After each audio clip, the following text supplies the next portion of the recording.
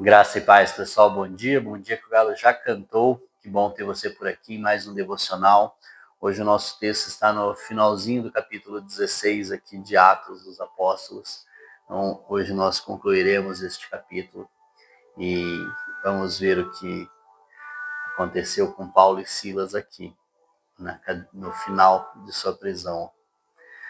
Aqui. Amém?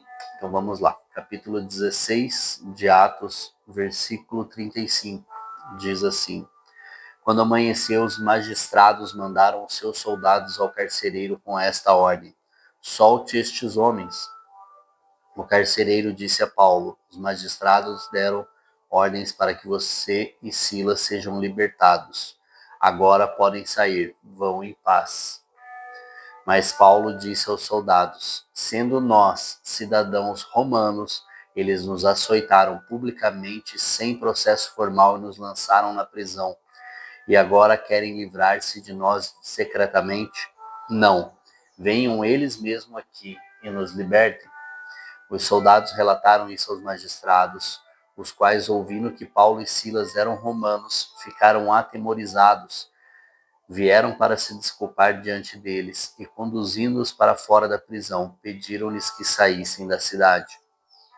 Depois de saírem da prisão, Paulo e Silas foram à casa de Lídia, onde se encontraram com os irmãos e os encorajaram, e então partiram. Amém. Então, Paulo e Silas aqui, eles falam que são romanos. Então, eles falam de sua cidadania romana aqui, e os magistrados ficaram atemorizados porque cometeram um crime contra Roma, porque eles açoitaram e colocaram na prisão 2 cidadãos romanos sem julgamento, sem um processo formal, sem direito de defesa, sem nada. Eles simplesmente açoitaram e prenderam-nos. E agora que descobriram que são cidadãos romanos, Paulo usa dessa identidade, dessa cidadania romana que ele tem, para confrontar estes homens, mas também para provar, para mostrar ali ao povo, aqueles que receberam a palavra de que o cristianismo agora, ser seguidor de Cristo, também era lícito em Roma. Era lícito ser cristão em Roma, não haveria problema algum ser romano e cristão. Então, eles utilizam, porque Paulo, ele tinha dupla cidadania, né? Ele era judeu e também romano, por isso que o nome dele, ele troca agora para a utilização de Paulo, seu nome romano, né?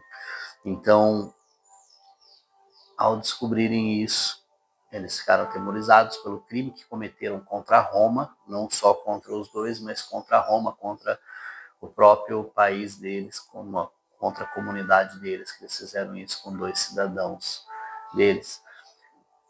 E entendendo todo esse contexto, né, o porquê que Paulo chama eles ali justamente para proteger os outros cristãos, para validar aquilo que eles estavam vivendo ali, para trazer validade àqueles que se convertem ao cristianismo, aqueles que se tornam seguidores de Cristo ali em Roma, para eles terem validade em tudo isso, para ser uma religião lícita.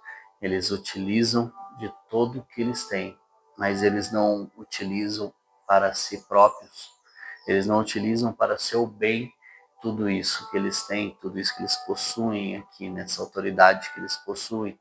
Eles poderiam ter falado isso antes do aceitamento. Você concorda comigo?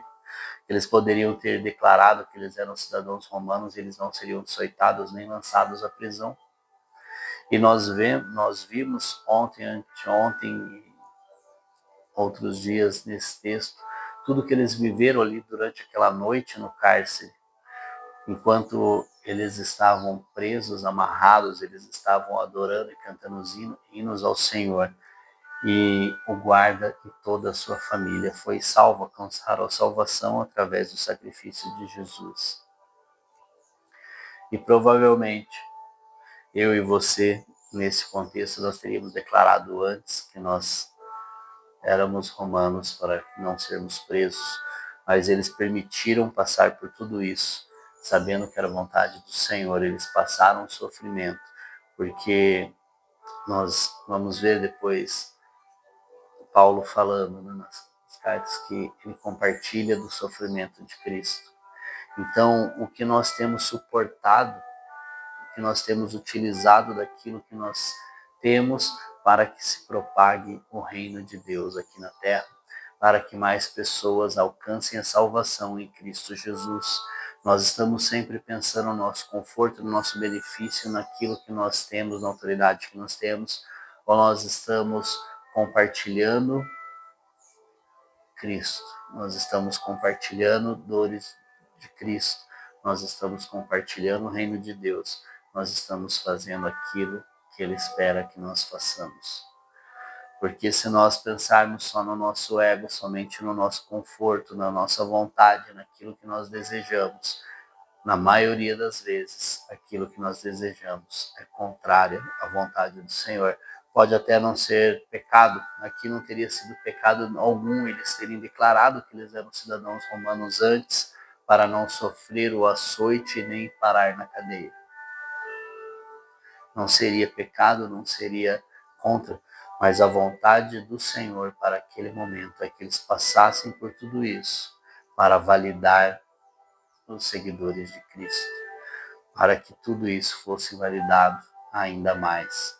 Então, nós temos que parar de pensar com a nossa mente humana, discernir os tempos, discernir tudo aquilo que o Senhor quer fazer através da nossa vida. Nós temos que viver o Kairos de Deus, que é o tempo do Senhor, e não o Cronos, que é o tempo cronológico aqui da Terra, o nosso tempo, a nossa ideia de tudo aquilo que nós queremos com a nossa mente. Nós temos que pensar com a mente do Senhor,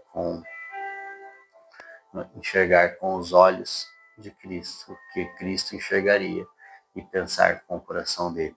Amém? Então, que nós venhamos viver tudo aquilo que ele deseja que nós vivamos, para ele, por ele e com ele. Amém? Que o Senhor continue te encorajando a viver mais com ele, a viver uma intimidade ainda maior com o Senhor e mais profunda, para viver a boa, perfeita e agradável vontade de Deus. Um forte abraço, um grande beijo no seu coração e até amanhã.